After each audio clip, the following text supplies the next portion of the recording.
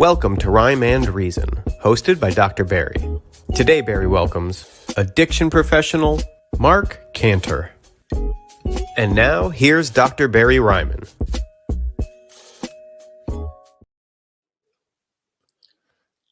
I'm jamming out, Jason. Smooth Are you jamming hip-hop out? beats. It's some good beats. So, to all my faithful viewers, all two or three of them, you're going to notice that my co-host today, who's normally the Zachary Elliott, has taken a little hiatus just for this week. He had some stuff going on for work. He does alumni stuff at Recovery Unplugged, and he was a little busy today and gave us a little notice. And Jason Cabello, who, boy, he's been with, how long have you been with Recovery Unplugged now? Next week it'll be 5 years. Wow. Started as a tech. I started as a client 6 years ago, and then it started as a tech 5 years ago. I love it. So what Jason does now, I mean, he does a lot of stuff, but he is also a co-host on another podcast called Toxicology. And so this is kind of like a shameless plug for Toxicology on the Rhyme and Reason podcast. But if you want to tell our viewers a little bit about Toxicology and what you guys do on that side. Yeah, man. So Toxicology, we air 8 p.m. Eastern every Thursday night right here on Recovery Unplugged, Facebook Live, LinkedIn, YouTube, wherever you're watching this. That's where we appear on Thursday nights. And my mom says she loves Toxicology. She's our number one fan. And so, it's much like this. Joseph Gordo is the host. I am the co-host. And, we talk about all things addiction recovery and mental health. And we try to keep it a little bit lighthearted. But we do talk about some serious stuff. So if you haven't watched, tune in and find out for yourself. We have Recovery Unplugged's very own Christine Gregorio on this Thursday night. So she is a favorite of clients, of staff, she's been with us for a long, Christine's great. So I think you're going to have a lot of Yankees talk on the podcast on Thursday night. And the Yankees are doing pretty good. I'm not a huge baseball fan. I'm more of a basketball and football kind of guy. Yeah. But, I follow. I got to keep up with Christine. So every time I'm in Lake Worth, I have stuff to talk about with her. And so I think that's going to be great. I know a few weeks ago, you guys had on a really interesting guest. It was Doc McGee.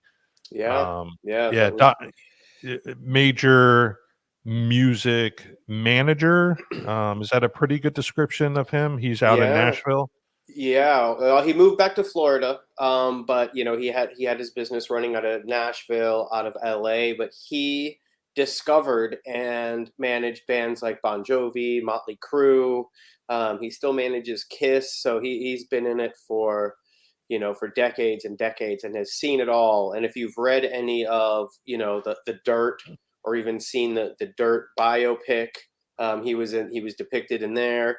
Nikki Sixx writes a lot about him in the Heroin Diaries, and he's seen a lot of stuff. So it was a really interesting interview. Yeah, I caught most of that. I want to welcome Paula from DC. She is a loyal listener. She tunes in pretty much every week. Paula is, wow, Jason, and not to throw Paula under the bus or anything, but let's just say I got to meet her entire family at a little sit down to get her life on track. And I'm proud.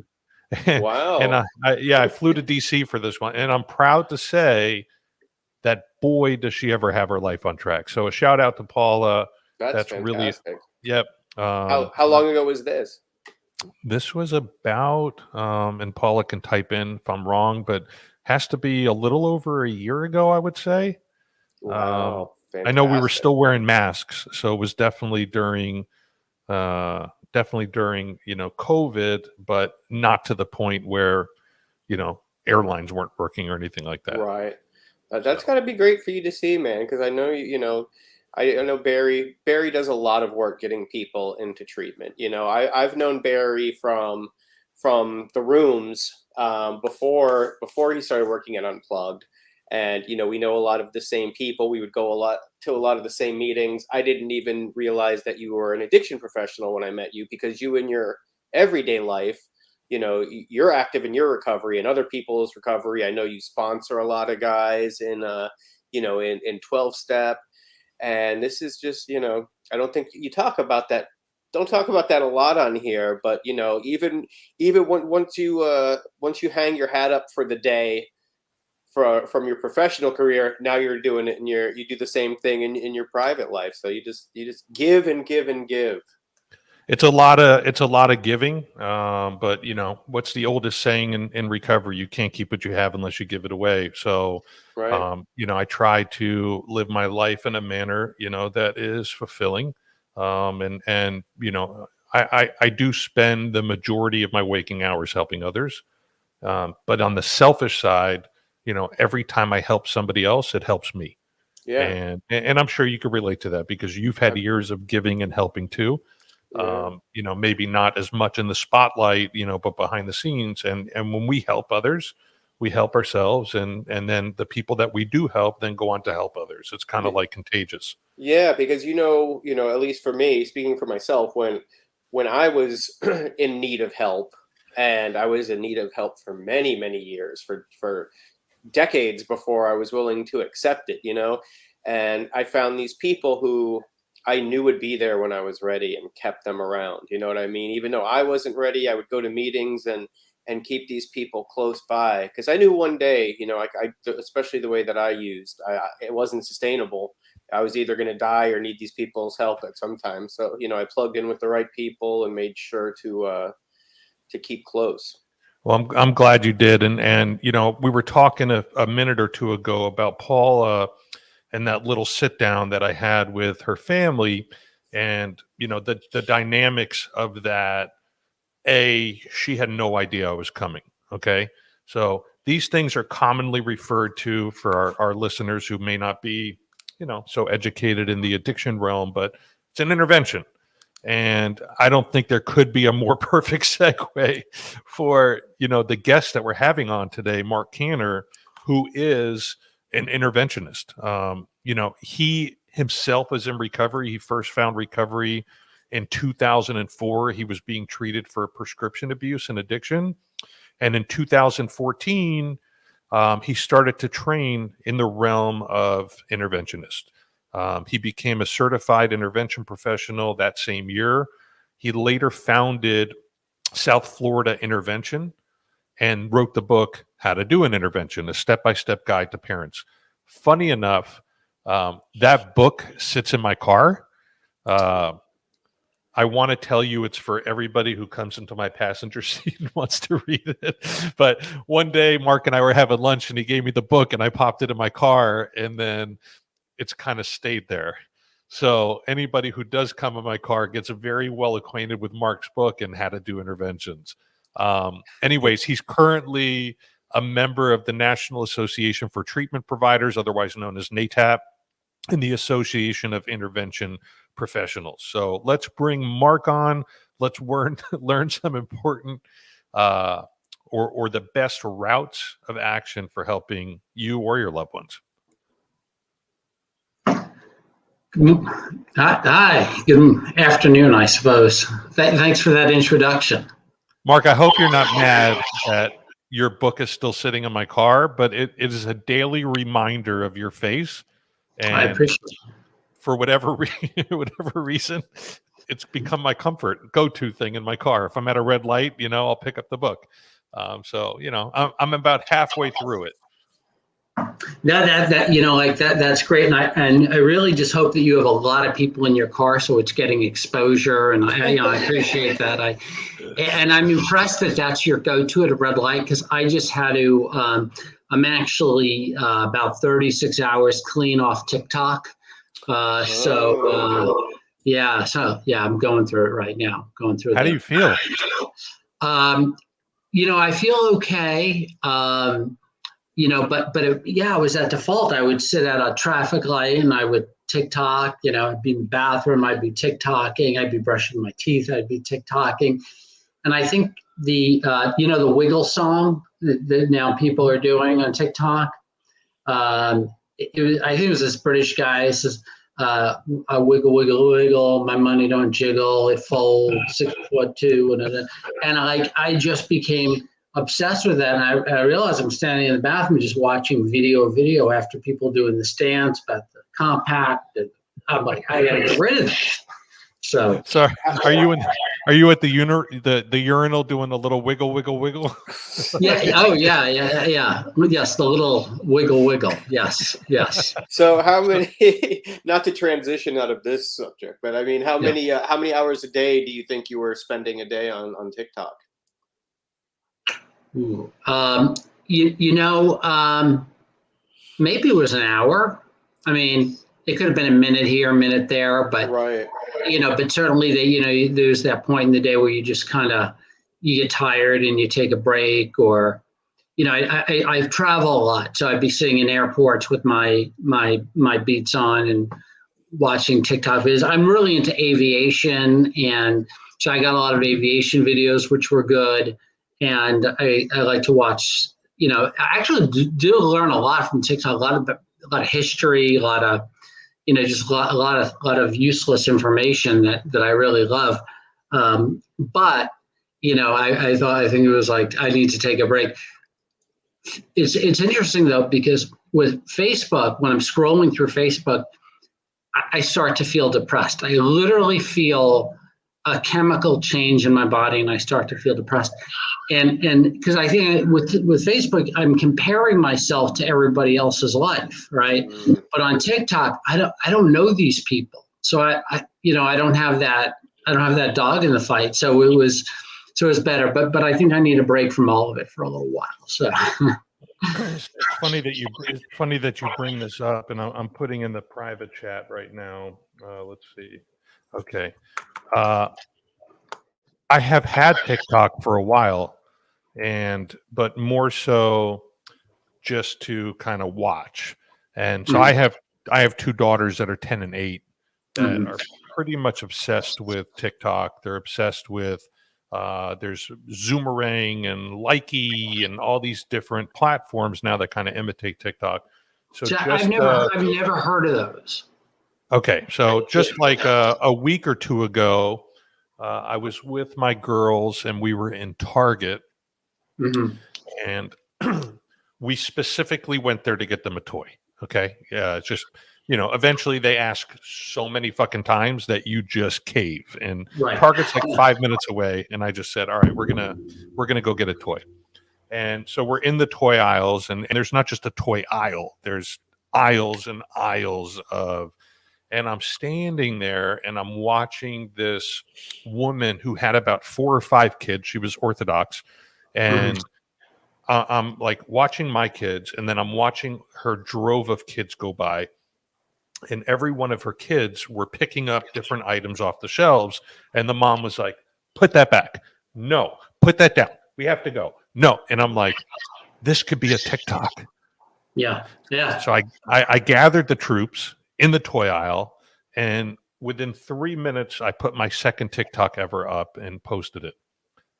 Joey Carazana saw my TikTok. So Greg, the producer, I went ahead and put my TikTok handle in the private chat. If you want to post that, I think we did a decent job. Did that go viral, or? Let me see the amount of views. We've had 55 views. So 55 views for me, that's viral. That's viral. But I only have 13 followers. Okay, I'm not a big TikTok person. I got I have good amount of followers on LinkedIn and Facebook. I just haven't approached the whole TikTok realm. But 13 followers and 55 views, I think, is a decent amount of views per the amount of followers I have. But it could have been, I don't know if TikTok counts if I've watched it 65 times, if that adds to the views. I'm not sure. No, it's for each person. Each person who looks, you'll get a separate view. Okay. All right. So thank you to Greg who posted that link. We're going to actually get into talking more than just TikTok, but on this show, Mark, just so you're aware, we go all over the place. It's just a very candid conversation. I'd really like to highlight, the work you do. But before we get to that, I want to know a little bit more about your story. I mean, I know about your story and it's an interesting one, but the viewers obviously don't. Jason doesn't. So if you could just kind of share, just a little bit about your background, how you got introduced to recovery. What did your life look like back then? And then if somebody like you came in your life, would you have listened to that person when it came time to get help? That's a very good question. My story is, I don't even want to say different in any way. I guess just the time frame may be different. I didn't pick up my first drink or drug till I was 21.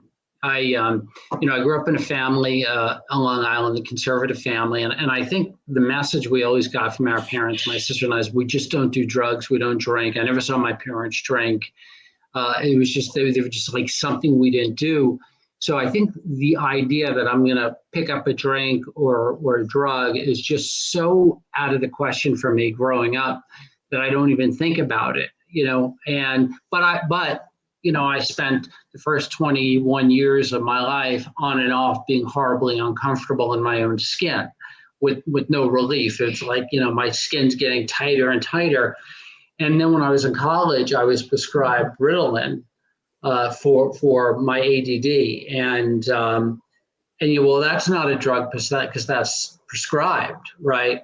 And I remember the first night I took it, and I think in my being somewhere, I knew that this was so good. I had been looking for this my whole entire life. I mean, it literally did everything for me that people talk about the first drink, that things go from black and white to color. I'm funny, I'm taller, I'm more built, the girls like me more, all those things. And I took it, pretty much as prescribed for years. There was even a year or two when I was working in New York that I took nothing. I think I was like just in survival mode. I was living on my own. I was commuting between DC and New York. I was commuting between Long Island and New York, and I didn't use anything. But and a lot of my isms were there. And then when I got engaged and moved to DC to move in with my wife, I think for me there was a sudden feeling of, well, I'm at home now. There's somebody to take care of me, or I don't have to be, I'm not in survival mode anymore. And I immediately went back to using Ritalin and then Adderall and then drinking. And by the time it was done, it all adds up. What we say is, first slowly, then quickly. And that was exactly what happened for me. I mean, there was a long time, even in my adult life, that I hadn't crossed over that invisible line in the sand where my wife and I had gone on long vacations, and wasn't something I had to worry about. But in the end, we were in Europe visiting my wife's parents in 2003, which was like coming to the end for me. And I ran out of pills, and I made it up an excuse for us to fly home early, because what am I going to do? I'm out of pills. And I drank every day, but I drank at night. And also food was a big thing for me. I mean, that's probably my original drug of choice. I come from a fat family.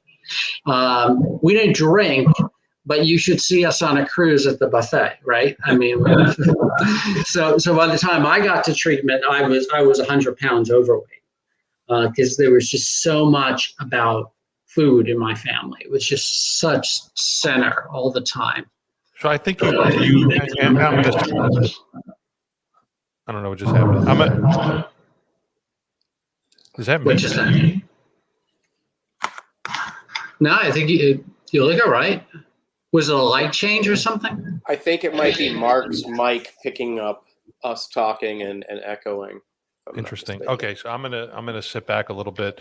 I think you bring up some good stuff here that, and I'm sure Jason has heard this before, but when we look at addiction, okay, addiction is not about a particular substance, okay, and we look back at our history, right? And I've learned this through going through the 12 steps and taking that inventory and looking at behaviors and things that were going on in my life way before I ever picked up a substance. It really doesn't matter what that substance is. It is unmanageability with something that we try to use to try to change the way we feel. And it doesn't matter if it's food. It doesn't matter if it's Ritalin, Adderall, cocaine, alcohol. It doesn't matter if it's sex. It doesn't matter if it's work. It doesn't matter. Anything done to excess typically isn't usually a good thing, right? Right. And for people who have this gene, it comes out, whether it's through XYZ substance or XYZ person, because we got person can become our addiction. And I think it's telling that you were on this European vacation with your family and you ran out. You're a rookie. I would not have run out. If I'm taking a trip to another country, I'm going fucking stocked. And I was. I doctor shopped in advance. I had 2 different scripts filled to 2 different pharmacies, but I blew my load too fast. I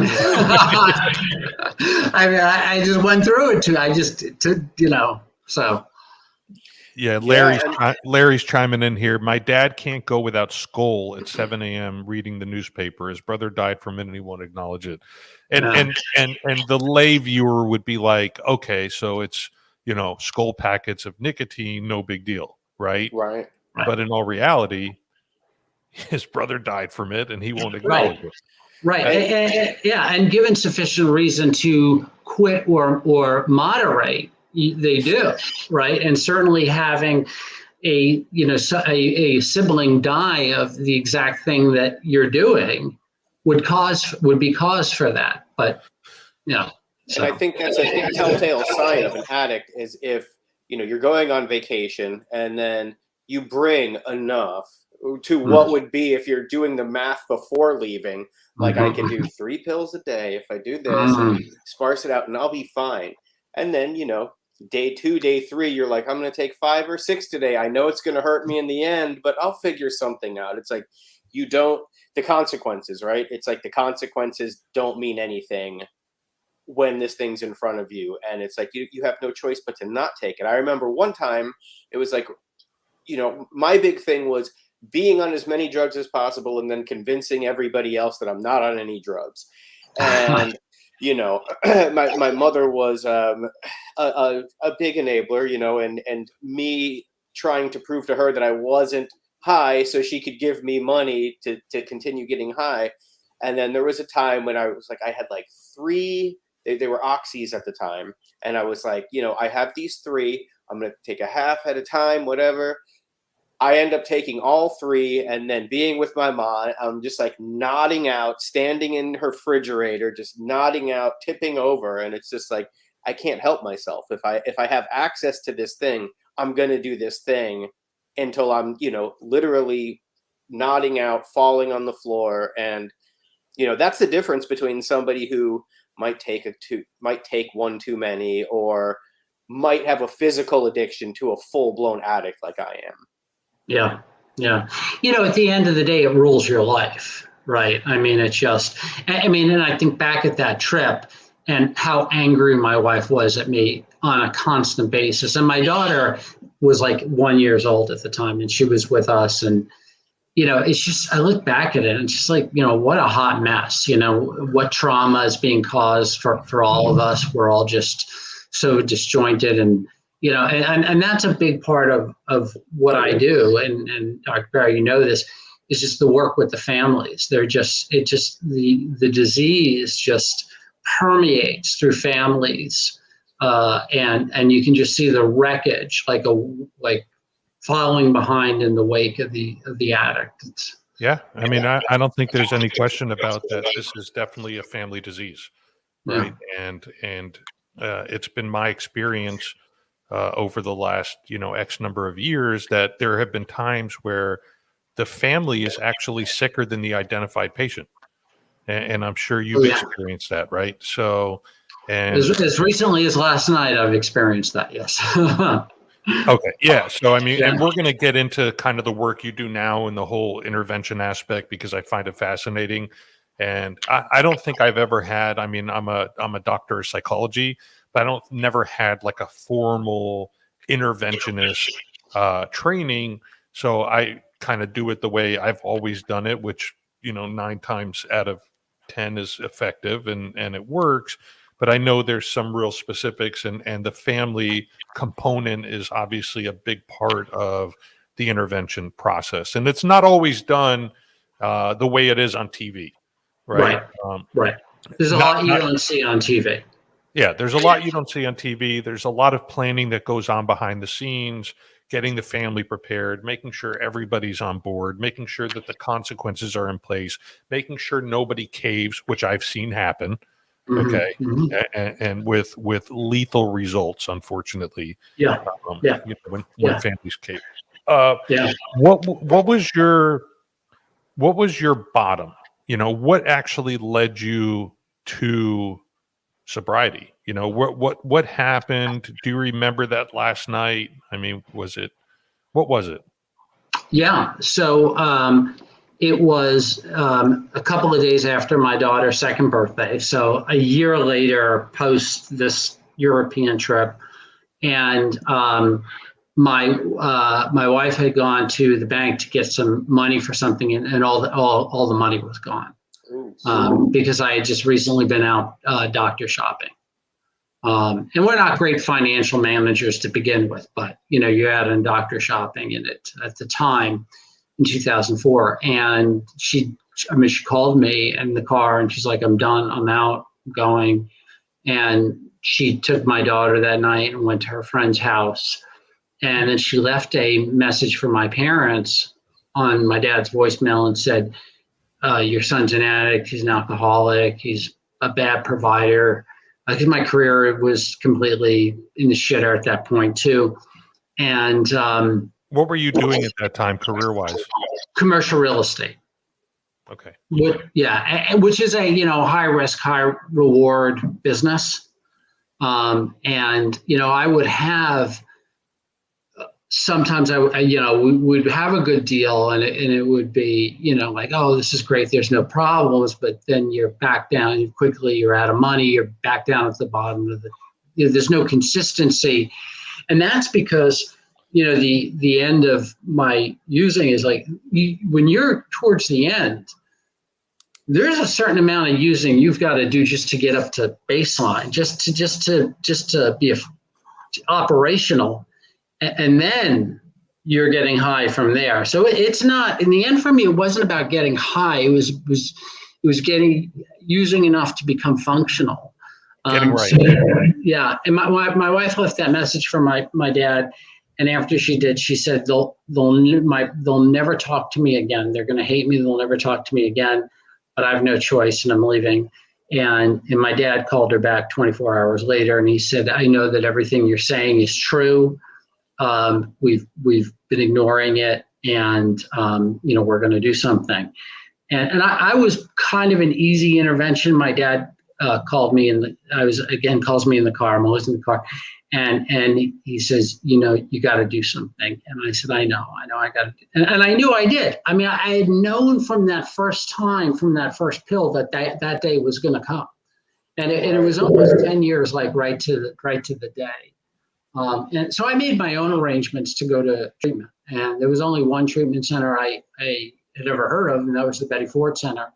And my ego said, well, if I'm going to go to treatment, I'm going to go with the movie stars, and I'll go there. And so I got there, and there were no movie stars. And, it turned out, luckily for me, that the Betty Ford Center, I know it's changed a lot, but back then when Mrs. Ford was still alive, it was a 12-step immersion program, strong boundaries, everything was programmed and regimented. And, so there was a little wiggle room for a guy like me. There was a little room for manipulation. And I'm very, very fortunate, because had it been what I wanted it to be, I would have left sicker than I showed up. So I got lucky. Despite myself, I got lucky. And, and a few days later I went, and, it was a struggle for me the first week or 2 weeks to, it had been a long time since I had existed, with no pills, alcohol, caffeine, sugar, gambling, whatever it is I can get my hands on. There was there's the primary addictions, and then whatever else I can get my hands on to take me out of me. I had access to none of that, and that was a tough detox. So, and I think that's one of the hardest things about getting somebody to go into treatment. It's like, when you're using, what you're basically doing is controlling your feelings, right? Like, if you take this pill, you're going to feel this way. If you're going to have this drink, you know how you're going to feel. And then you send them somewhere where it's basically saying, you have to listen to somebody else now. Give somebody else the wheel, because you're not doing a good job at it right now. Right. And for somebody who that's all they're holding on to is a little bit of control, I believe that's why you have the interventions, right? So you're the middleman between the family and this person to kind of soften the blow a little bit. Yeah. I'm more of an orchestrator than anything else. Often when families will hire me and they'll say, well, I don't know how you're going to get him to go to treatment or her to go to treatment. And, the answer is, I'm not, you are, but I'm going to show you how to do that. They don't know me. And, the intervention process is 3 feet long, and the actual intervention itself is 5 inches long, right? So we do a lot of family work. We have a dedicated parent coach. We do a very significant all-day pre-intervention. I'm not meeting the addict till they walk in the room that morning, right? So, I have to build rapport with them very quickly and trust, and And then we spend a day together traveling to treatment. And usually that day is a very meaningful day in the fact that we're in the car together talking, we're on the plane together talking, we're having meals. We're stopping at Starbucks a couple of times that day, and until I get them admitted into treatment. But I may never see them again after that. They depending if they don't make the transition from external motivation to internal motivation, they may want nothing to do with me because they see me as connected to their family. So really, that's where we focus our work, is on the family. And we have this philosophy of addiction that I use with families all the time. And it's just like addiction's like the elements of fire. There's fuel, there's spark, and there's oxygen. The fuel is the drug, the spark is the disease, and the oxygen is the family, right? So we really just focus on affecting change where we can, and that's with the oxygen, with the family. Jason brought up a point, and he was talking about the comfort that's there knowing how we're going to feel from 1 minute to the next when we use a drug. And I talk about this often, and I think it's important to mention because at the end of the day, when the decision is being made by the family and by the client to actually get help, typically, if we boil everything down and take off what we think covers it, what really lies underneath is fear. Fear. Yeah. It is and ego. Fear and ego. Yeah. Complete and total fear. Okay. Yeah. And I remember the comfort that exists in knowing exactly how I'm going to feel from 1 minute to the next. And I would look forward to that feeling, and I would ruin relationships to get that feeling. Sure. And the scariest thing about being in early recovery is not knowing how you're going to feel from 1 minute to the next. And then to top it off, feeling bad and not being able to just change it at a moment's notice. Right. And you know what does the trick, but you just don't have access to that. Right. And so you're left to, okay, I don't feel good. They tell me I'm going to start feeling better, but they can't tell me when. And now I have to trust. but it still doesn't feel good. And addicts in general. Now, listen, every human being in this world just wants to feel better. Okay. There's not a human being who wakes up every single day and says, I really hope I have a day where I feel terrible. I hope I have a day where I can feel worse as the day goes on. So this is not an addiction thing. This is a human thing. We like to feel good. Anybody in this world likes to feel good. The issue with people who are afflicted with this disease that take feeling good into their own hands is that feeling good becomes a liability. Okay. Well, that's a very good way to say it. I like. We'll call it for what it is. Now, sure. there are what we refer to as normies. Okay, those are people that can go to happy hour, order a drink, take a few sips, put it down at the bar, and forget it's there. Okay, there are people in this world that on New Year's Eve can get a gram of cocaine, spend time with 4 of their friends, party all night, and still have a half a gram for next year and stick it in their drawer and not think about it for the next 364 days. I don't know any of those people, but those people do exist. Okay. There are people who can manage and socially use a substance that makes them feel good, and they don't spend the rest of their fucking life chasing that feeling until they're emaciated and dying. Okay.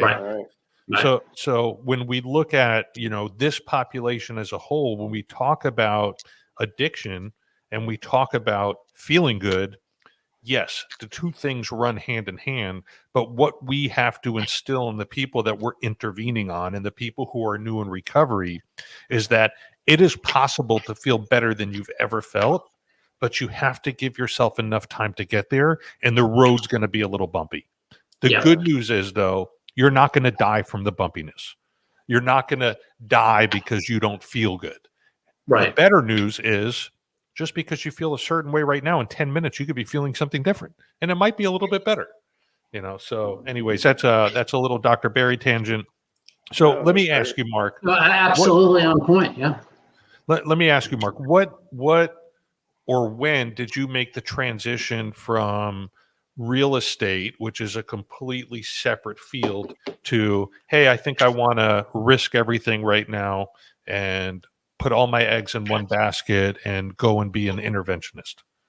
So I originally started, doing the work to get the certifications and the trainings in 2014, but it wasn't until 2018 where I made that transition. And to be perfectly honest with you, that transition was the result of a spiritual crisis. We were living in Washington, D.C. I really wanted to get out of commercial real estate. It hadn't been productive enough for me. People who had my tenure in the business were doing much better than I was doing. It was just time for me to get out. And we had the opportunity to move to South Florida. And I was sober enough to know that it was a geographic. So, and I knew that it would be good because it's novelty, then bad, then it eventually it'd be okay. And we moved down here, and the first thing I do is take a job in commercial real estate. It's like, if you don't tie the horse up, they run back into the fire, into the burning barn. And the day I walk into that job, I say, what the fuck am I doing here? I have no intention of doing anything they've hired me to do or honoring the contract that I've agreed to. And very quickly I started going to a place of, if I don't get out of here, I swear to God, I'm gonna kill myself. And I would work out a lot. That was like my saving grace. I'd go to meetings and I would go to the gym every day, and I'd be in the shower after workout, and I would just like let the water hit me, and I would think to myself, well, here are the rules. I can't drink, I can't have an affair, and I can't hurt myself. So besides that, let's go figure this out.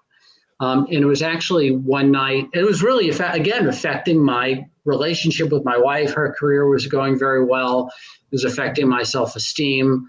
I'm definitely somebody who needs purpose and meaning in their life. I need to know where we're going, what we're doing. There's got to be something we're working towards. And my wife was out of town with her mom and her brothers celebrating her mom's birthday. And my then 15-year-old daughter was sitting, and I were sitting at the kitchen table, and she looks up at me out of nowhere and says, "Dad, why don't you start doing interventions again?" And I was like, holy shit, it was a holy shit moment. Like, yeah, oh my God, yeah, that's what I'm going to do. And it was like the weight of the world fell off my shoulders. You know, it was like such a simple solution. And when I started this, you know, I started, you know, kind of drafting out what our philosophy and everything would look like that weekend. Started working on the website. And, you know, I, you know, more than anything, I wanted purpose and meaning in my life. And this has really delivered on that. And I've worked harder than I've ever worked at anything else, but the reward is so great doing this and seeing families get healed and seeing people get the help they need. And so, yeah. So I think that's awesome. You went out on a limb, you took a risk, you left your comfort zone. And I don't know why that's still happening, but then it stops after like 10 seconds. You went out on a limb, you took a risk, you got out of your comfort zone, you followed your dream. I'm sure that there's a lot of people who are listening right now that that just brings about a fear response for them. You know, there's people who are in jobs that have jobs that are paying the bills. They're just not fulfilled. Yeah. And not everybody has, you know, sorry for my language, but the balls to uproot what they've done. And you've had a legitimate career in commercial real estate. I'm assuming when you and your family moved from DC to Florida, because you were in commercial real estate, the first few years you guys lived in a warehouse. Would that be right? Well, you know, I've always been fortunate, and again, and I don't want to credit myself with, you know, too much. I think in the back of my head, I knew that I had some good enablers in my life and some good codependents, and that, you know, but yeah, I don't think they were going to let us be homeless. And my wife's career she's always been she's always had a good career, but she was, you know, I think people had been through with me, you know, the point before I got sober where I was getting jobs, quitting them, getting fired, you know, just not able to hold down anything. And, you know, so I think that there was a sense for people like, you know, like this is, you know, I wasn't someone with a phenomenal track record of, you know, it's not like I just did a successful exit, you know, and was getting into my next venture. It was like, you know, I was definitely someone who was at a turning point in my life. And I think people were looking at me going, you know, I hope this works. I hope this works. And, you know, so, I mean, it was a chance, but I just want to say, I consider myself a very fortunate person. That it's not all me, you know, it's the people around me. It's the love I have. I think you know, to say it's all me would be wrong. It's not. It's not. It's your supporting cast, right? 100%. Yeah. Okay, so you got into this intervention stuff. Can you share just with the audience, you know, what typically goes into an intervention for you, your style? What does it normally look like? So, you know, a big part of interventions are being organized, which is interesting because there was a lot of the tools I had from my commercial real estate career that carried over to this, you know, or you're keeping it organization, managing expectations, managing, you know, getting people in line. And so like the first thing we do is we decide the when and the where, you know, where's the person going to go to treatment? So we find treatment first, then we decide, then we put 2 days on the calendar, a Saturday, Sunday, Monday, Tuesday, doesn't matter. And then, you know, in leading up to the pre-intervention, I email things first thing I email to the family is a participants list. So I have the names and everything. So I'm able to create, you know, organize a single mailing list. and then I email to the family, a guide for writing impact letters, a documentary I want them to watch before that. And I give it to families a little piece at a time. So we get there in a nice organized fashion. And, we get to the pre-intervention, which I said is a pretty extensive day. And we're talking about boundaries. We're talking about fear. We're talking about, we are reading the impact letters. That much is true. We're trying to weed out anyone in the group who is not on board or is the weak link or just doesn't believe this can happen. And by the time there's a big change at the end of the day, by the time we get to the end of the day, and the last thing we do at the pre-intervention is we talk about logistics, and we're going to meet at a parking lot nearby. Everybody's going to be there at 7 or 7:30, and then we're going to caravan over together. We talk about how are we going to sit in the room, where we're going to leave a space for the attic, all these things. We talk about what we're going to do if they get escalated, if they yell, if they scream, if they lock themselves in the bathroom or the closet or whatever. What is our response and how do we do that? And the point is, the more preparation we do, the better the intervention is. And typically they go pretty quickly in the morning, and I get the person out and get them in the car to the airport and away from the family. And then that's when Kelly comes in and she starts working with the family about, long-term change, setting boundaries, holding boundaries, things like that. So I can imagine the TV show Intervention probably makes everybody think that they're an armchair interventionist, Right. Like all you have to do is sit the person down and give them an ultimatum, right? So what are some of the dangers of somebody trying to do this themselves without consulting a professional? Yeah. So, first of all, if, we're no good when it comes to our own kids and our own loved ones. And, we're emotional, and we are hardwired to save our children. So when they become uncomfortable, we automatically want to rush in and save them. And that's not a bad thing. It's just human nature. It's the way, we are. Not having the, a danger could be issuing consequences you have no ability or no intention of carrying through. If we're intervening on a guy and the wife says, I'm leaving, I'm packing the bags, I'm leaving, I'm getting divorced, but she doesn't have her own career or a career that supports that or a family system that supports that, she's not leaving, right? And then you've just shown that everything is for naught.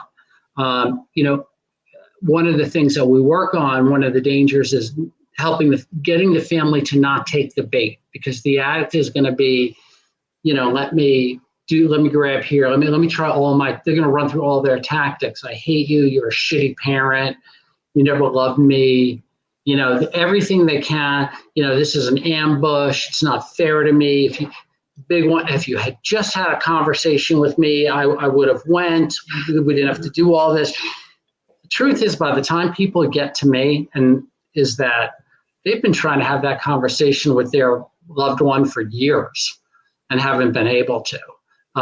The show Intervention, I do want to point out one thing. I don't know what goes on. I've never been on the show. I don't know what happens. I'm just saying what I know from the show is that they do in the beginning of the show say the person they're intervening on has agreed to be in a documentary about addiction.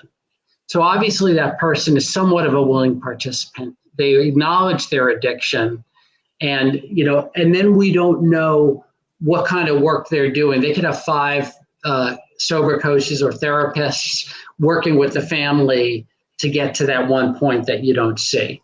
Like I said, the intervention is 3 feet long, and the actual intervention that day is 5 inches long. It is an important piece, but it is only a piece of the greater process. I think one of the things Jason brought up is there are people who may not be quote unquote qualified to do an intervention. And I don't think he was referring to, mom and dad trying to intervene on their own son and daughter, but more so the dangers of, we're taught in NA and AA to, go on 12-step calls. right? And what's a 12-step call? At the end of the day, that's really an intervention. It's taking somebody who's in the grips and trying to pull them out and getting them back into recovery. You know, how important is the training that you've gone through to get to the point where you're at today? Like, where would you be? I think we all innately feel like, at least if we've been in the field for a long time, that we have the ability to sit down and talk with someone and try to give the best advice possible and get them commit to changing their life. But, you know, what is the difference between that lay person who maybe has been in recovery for 10 plus years versus the person who's gone through some extensive training? Yeah, I mean, I think the answer is, you know, there's the training, but there's also the experience. You know, I've been through many interventions, so I don't respond the same way someone does. You know, a lot of times somebody comes into an intervention, for example, and the first thing out of their mouth is, "I'm not going to treatment." You know, they start laying down the, you know, what they're dictating the terms of what's going on, right?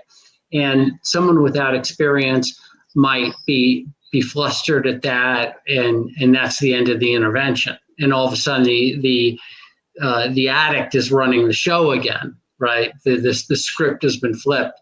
But, you know, I prepare families that, you know, when your son or daughter or your husband walks in and they yell at us, right, which happens a lot less than people think. The expectation is that they're going to go through the roof, and most of the time that does not happen, right? But I tell them that if they walk in and they start with "fuck you" and I said, say to yourself, this is exactly what we knew was going to happen, and this is right on schedule. And, you know, so we move past it. That's the experience. We just keep moving past objections. We don't, you know, we're not there for a negotiation. So the training's important. I think the experience is important. And I think what's also very important is finding your own voice and your own process that works for you as a profession. But that's with therapists or anybody too, so. And what about transporting somebody who is physically dependent on opiates, alcohol, benzos, something that it might not only be uncomfortable for them, but it could be life-threatening? How is that managed?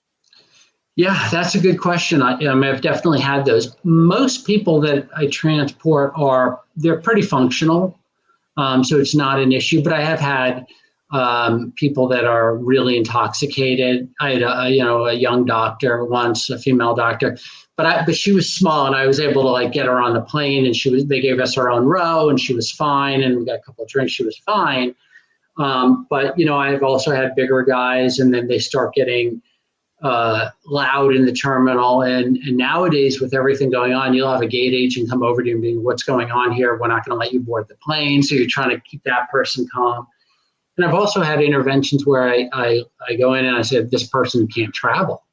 You know, they need to go to detox first. They're not physically able. There's just no way, and they have to detox, and then we transport them to treatment. But yeah, that is scary, right? Because, you know, I'll ask clients, "Do you have drugs on you, or what's going on?" And they'll always say no, but then it turns out later when they're searched, they had heroin, or they had, you know, Xanax bars on them. It's risky. I mean, you always got to carry the Narcan.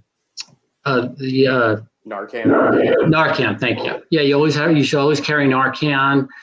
And yeah, I mean, there's a risk there, but there's a greater risk in doing nothing, right? You know, I had a kid recently we picked up in Ohio out of school. We actually found him in his car in the parking lot as we pulled up, just, you know, smoking a bowl.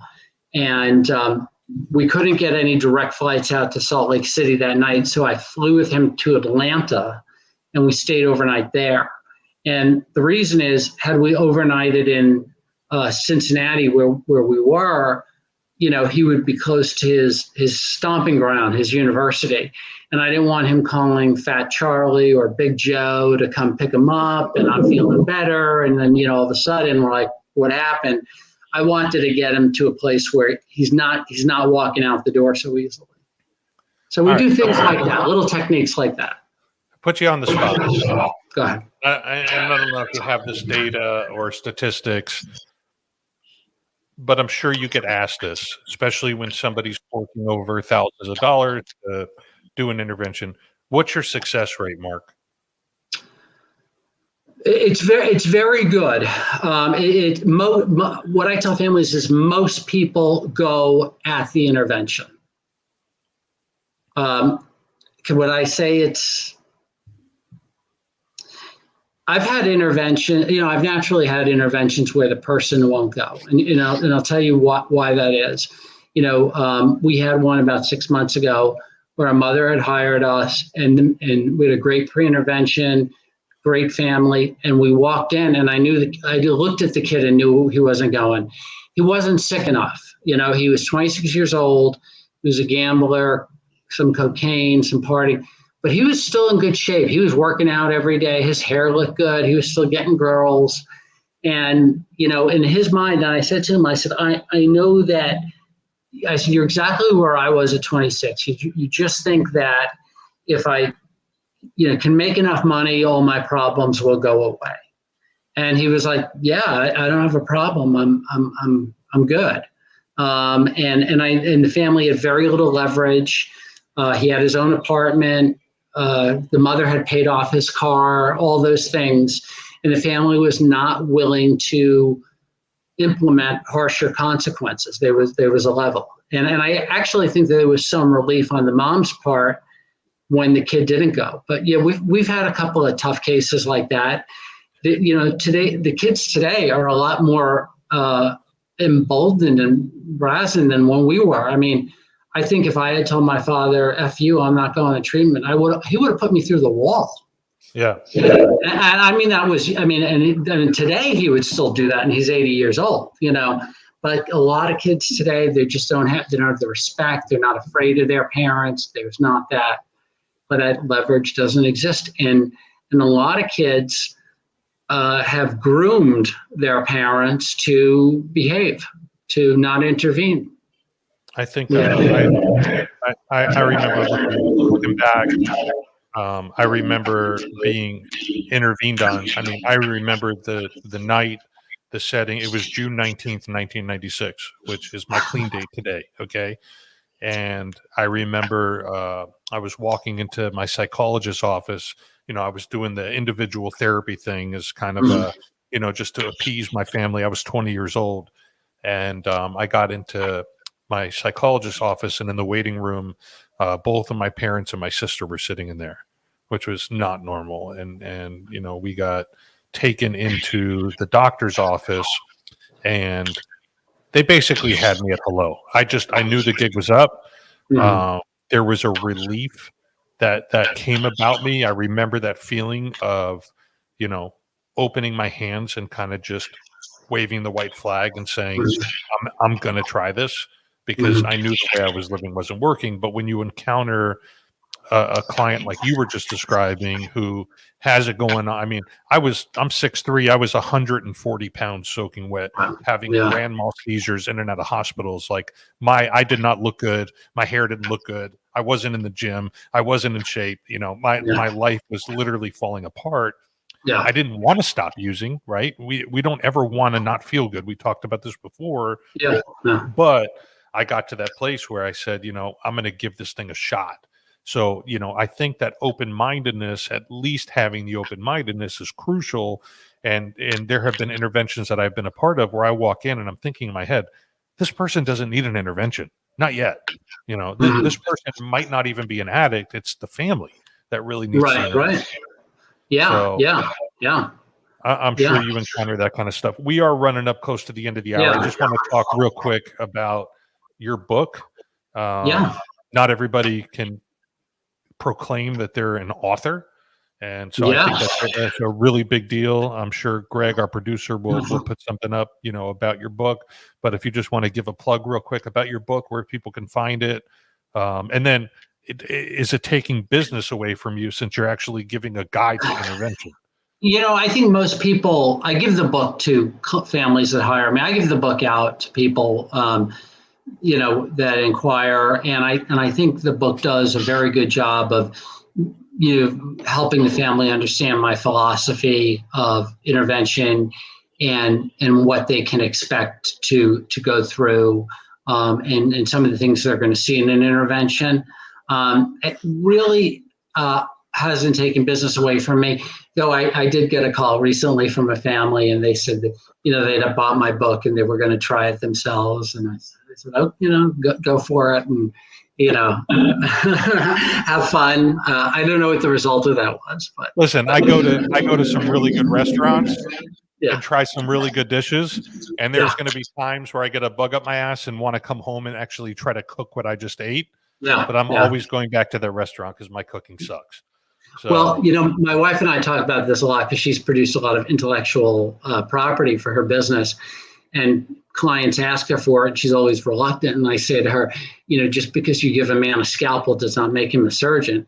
I said, give them the material. It doesn't matter. They can't do what you do anyway with the way you put it together and present it and bring everybody into the, So, well, this has been awesome. Thank you. I can't leave Rhyme and Reason without at least telling one dumb joke.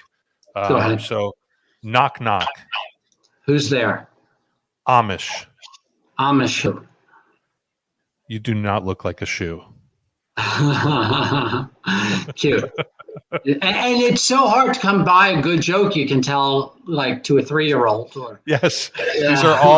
these are all kid friendly. Okay. Yeah. Did you hear the 2 peanuts were walking down the street?